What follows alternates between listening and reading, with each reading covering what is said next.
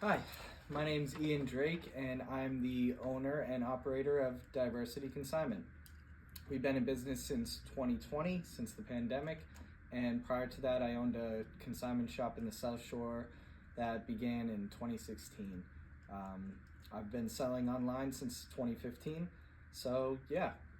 Today, I want to cover what is consignment and kind of the general differences between a consignment shop and like a charity thrift store. So to start, let's go with charity thrift store. So your traditional charity thrift store is going to be something like Goodwill, Salvation Army. Those are some of the big chains, and they are places where you can go and donate your items. The thrift store will go through the items. Generally, they're not too picky, and they'll throw a price on it. Some places they throw individual prices on them. Some places they just go into a general category where they're priced.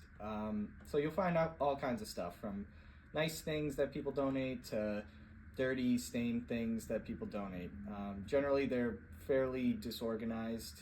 They don't spend a lot of time organizing, and honestly, they just want the stuff to go out there and hope that it sells, and whatever the profits are will go to some sort of charity. That's what we hope, at least. I'm not going to go into too many details about like the life cycle of the clothing. Maybe I will in another video, but for this video, we will end that there. Now, for a consignment shop like Diversity Consignment, things are a little bit different. Similarly, we get our clothing from the community.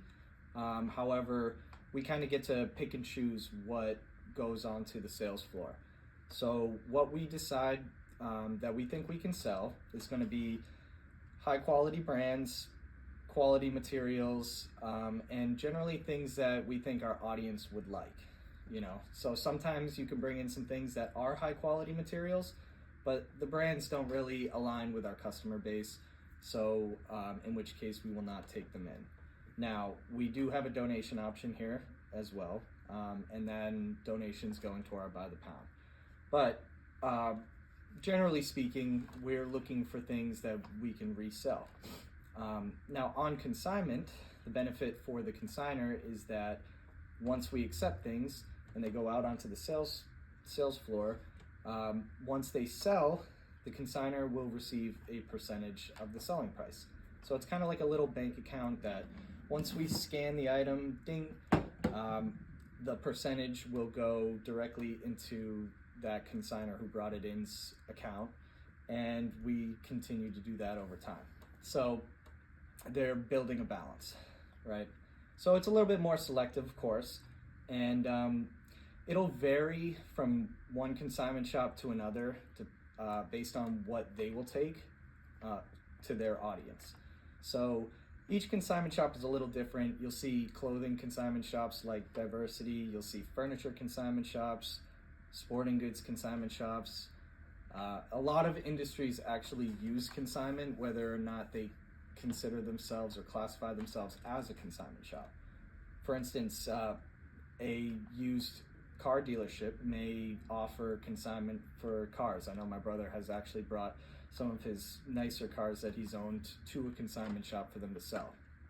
Again, the benefit for the consignor is that you still own whatever it is that you bring in, right? So you're handing it to the third party, which is the consignment shop, to handle the sales and the marketing and deliver the customers.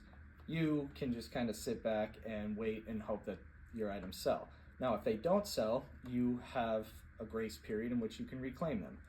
Typically for lesser expensive things, it's like clothing or artwork, depending on how high value the artwork is. Maybe not artwork, but for clothing, for furniture, for sporting goods, it's a short window. And for higher ticket items like artwork or cars or whatever, it's a longer window. But the consignment shop will dictate what that window is, and the percentages will be predetermined and discussed with the potential consignor, right? So again, you'll find more curated selection at a consignment shop. Of course, the prices are probably going to reflect that versus a charity thrift store. Some highlights that you'll find are the organization, the quality, and generally the selection catered more towards an audience. So a lot of times consignment shops will be higher end.